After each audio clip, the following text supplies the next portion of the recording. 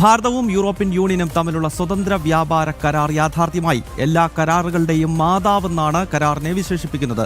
ആഗോള വ്യാപാര രംഗത്ത് നമ്മുടെ രാഷ്ട്രത്തിന്റെ കരുത്ത് വർദ്ധിപ്പിക്കുന്ന നിർണായക ചുവടുവെപ്പാണ് പുതിയ കരാർ. ഡൽഹിയിൽ എസ് ശ്രീകാന്ത് ഉണ്ട് വിവരങ്ങൾ നൽകാൻ. ശ്രീകാന്ത്, എല്ലാ കരാറുകളുടെയും മാതാവ് എന്ന് വിശേഷിപ്പിക്കുമ്പോൾ തന്നെ നമുക്ക് എത്രത്തോളം നിർണായകമായിട്ടുള്ള ഒരു ധാരണയിലേക്കാണ് ഭാരതവും യൂറോപ്യൻ യൂണിയനും എത്തിപ്പെട്ടത് എന്ന കാര്യത്തിൽ സംശയമില്ല. ഇപ്പോൾ ഈ കരാറിന്റെ മറ്റു വിശദാംശങ്ങളൊപ്പം നമ്മുടെ നാടിനെ സംബന്ധിച്ചിടത്തോളം, നമ്മുടെ രാഷ്ട്രത്തെ സംബന്ധിച്ചിടത്തോളം ഏതൊക്കെ രീതിയിലാണ് ഇത് ഗുണകരമാകുക, ശ്രീകാന്ത്?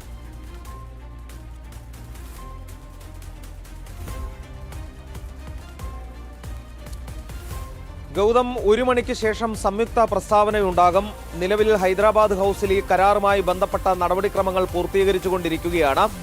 ഇന്ത്യയെ സംബന്ധിച്ചിടത്തോളം അഭിമാനകരമായ നിമിഷത്തിലൂടെയാണ് കടന്നുപോകുന്നത്. 2007 മുതൽ തുടങ്ങിയ ചർച്ചകൾ ഒടുവിൽ 2025 പ്രധാനമന്ത്രി നരേന്ദ്രമോദിയുടെ നേതൃത്വത്തിൽ ഇതാ പൂർത്തീകരിച്ചിരിക്കുന്നു എന്നുള്ളതാണ് ഏറ്റവും പ്രധാനപ്പെട്ട കാര്യം.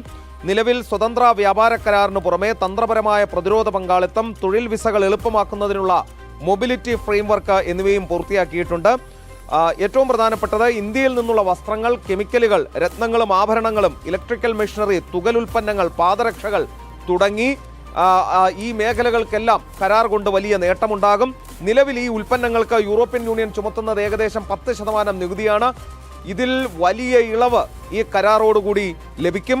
പകരമായി യൂറോപ്പിൽ നിന്നുള്ള വാഹനങ്ങൾ, പ്ലാസ്റ്റിക്, ഫാർമസ്യൂട്ടിക്കൽ ഉൽപ്പന്നങ്ങൾ എന്നിവയുടെ ഇറക്കുമതി തീരുവ ഇന്ത്യ കുറയ്ക്കുകയും ചെയ്യും. അമേരിക്കൻ വിപണിയിലെ നികുതി വർധനവ്, അതാണ് ഇന്ത്യയെ ഏറ്റവും കൂടുതൽ കുഴയ്ക്കുന്നത്.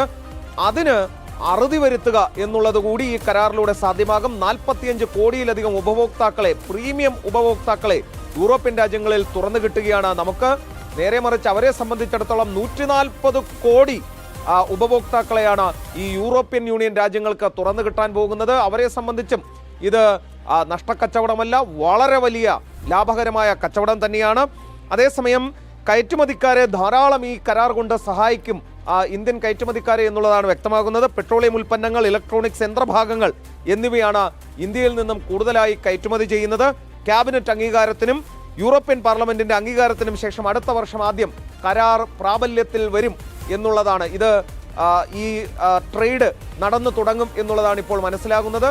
കരാർ ഇപ്പോൾ ഒപ്പിട്ടു. ഹൈദരാബാദ് ഹൗസിൽ അതിന്റെ നടപടിക്രമങ്ങൾ പൂർത്തിയാക്കി എന്നുള്ളതാണ് പുറത്തുവരുന്ന വിവരം. ഗൗതം, ഓക്കെ ശ്രീകാന്ത്, ഭാരതവും യൂറോപ്യൻ യൂണിയനും തമ്മിലുള്ള സ്വതന്ത്ര വ്യാപാര കരാർ അങ്ങനെ യാഥാർത്ഥ്യമായിരിക്കുകയാണ്. ഹൈദരാബാദ് ഹൗസിൽ ചേർന്ന നിർണായകമായ യോഗത്തിലകത്ത് ഒപ്പുവെക്കുകയായിരുന്നു. 1 മണിക്ക് പ്രധാനമന്ത്രി നരേന്ദ്രമോദിയും യൂറോപ്യൻ യൂണിയൻ നേതാക്കളും സംയുക്ത വാർത്താ സമ്മേളനം ഡൽഹിയിൽ നടത്തുമ്പോൾ ഈ കരാറിന്റെ മറ്റ് പ്രാധാന്യം എന്തൊക്കെയാണ്, എങ്ങനെ നമ്മുടെ രാജ്യത്തിന് അത് ഗുണം ചെയ്യുമെന്നതിനെ പറ്റിയുള്ള കൂടുതൽ വിശദാംശങ്ങൾ ലഭ്യമാകും. ശ്രീകാന്താണ് വിവരങ്ങളുമായി